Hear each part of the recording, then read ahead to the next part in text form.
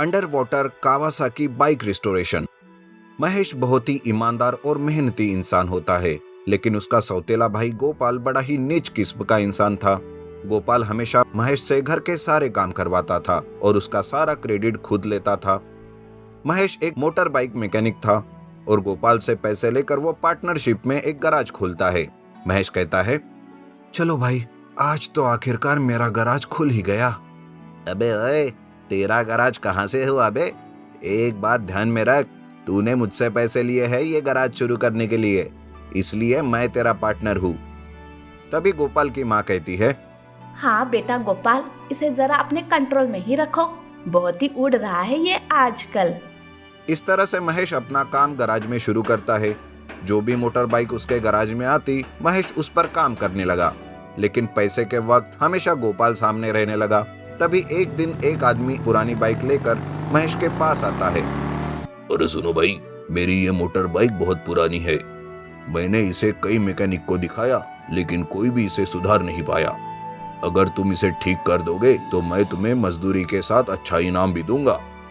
जी हाँ साहब, मैं आपकी इस मोटर बाइक को बिल्कुल ठीक कर सकता हूँ। आप 2 दिन के बाद आइए। महेश उस मोटर बाइक पर काम करने लगता है। 2 दिन के बाद जैसे ही वो आदमी आता है, अपनी बाइक को देखकर वो खुशी से महेश को इनाम देता है, लेकिन तभी गोपाल महेश के सारे पैसे छीन लेता है। महेश जब उसे वो पैसे मांगता है, तब गोपाल को बड़ा गुस्सा आता है और वो महेश को पीटने लगता है। मार की वजह से महेश बीमार पड़ता है और गराज नहीं जा पाता। उधर उसी दिन गराज में एक बड़ा ही धनवान आदमी आता है और वो कहता है, अरे भाई सुनो, यह महेश कौन है यहाँ पर? मैंने उसका बड़ा नाम सुना है। अगर उसने मेरी ये बाइक ठीक कर दी तो मैं उसे रुपयों से नहला दूंगा। गोपाल ये बात सुनकर लालच में आता है, इसलिए वो खुद ही महेश हूँ कहकर उस आदमी से कहता है, जी साहब, मैं ही हूँ महेश। आप 5 दिन के बाद आइए और अपनी बाइक ले जाइए। बस वही इनाम की बात मत भूलिए। धनवान वहां से चला जाता है। इधर गोपाल और उसकी माँ महेश को बीमार देख टेंशन में आते हैं। उसकी माँ कहती है, अरे तो तुझे किसने कहा था इसे इतना पीटने के लिए? अब कुछ भी कर और इसे ठीक करके तैयार कर काम के लिए। गोपाल महेश को दवाइयाँ और अच्छा खाना खिलाता है और 2 दिन में ही उसे काम करने के लिए तैयार करता है। गोपाल उस कावासाकी बाइक को धनवान के तालाब से निकालकर अपने गराज में लाता है और महेश उस पर अपना काम शुरू करता है।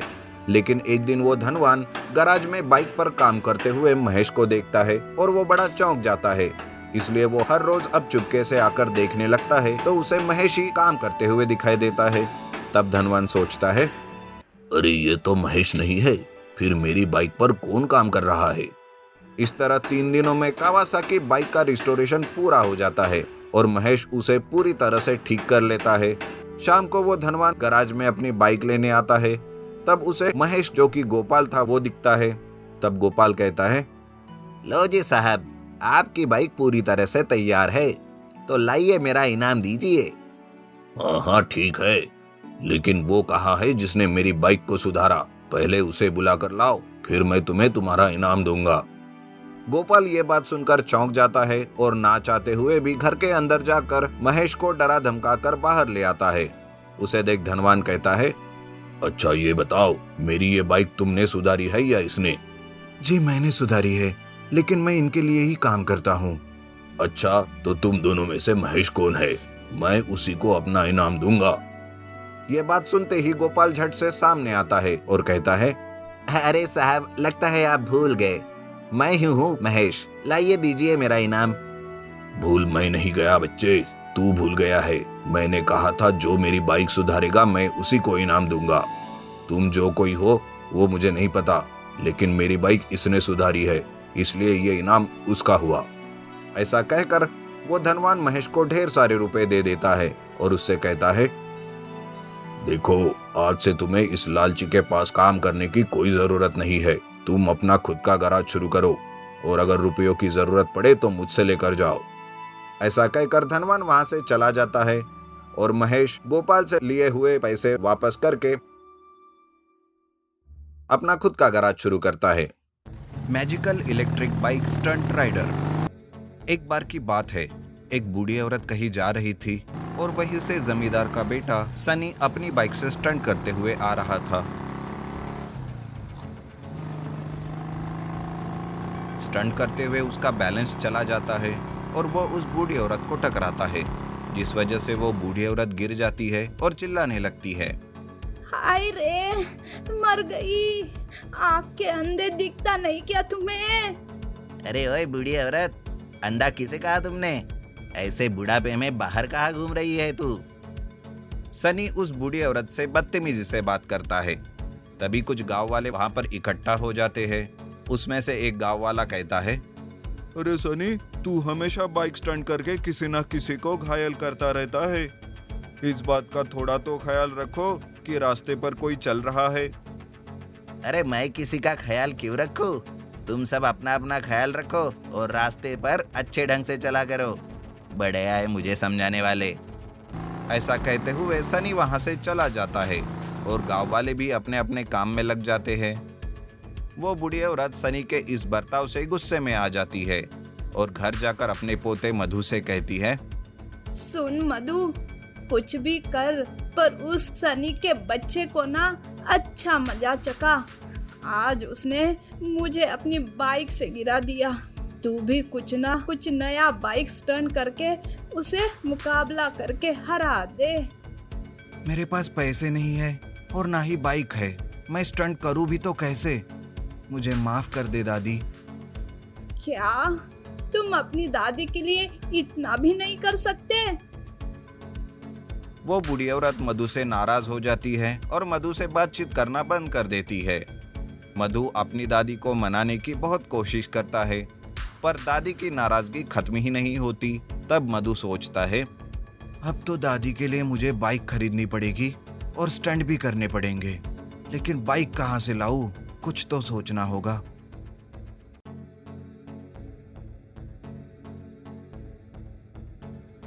ऐसा सोचकर मधु एक इलेक्ट्रिक बाइक बनाने का काम शुरू करता है। कुछ ही दिनों के अंदर वो एक इलेक्ट्रिक बाइक बनाता है और उसे चलाना भी सीख लेता है, पर वो बाइक स्टंट बिल्कुल भी नहीं कर पाता।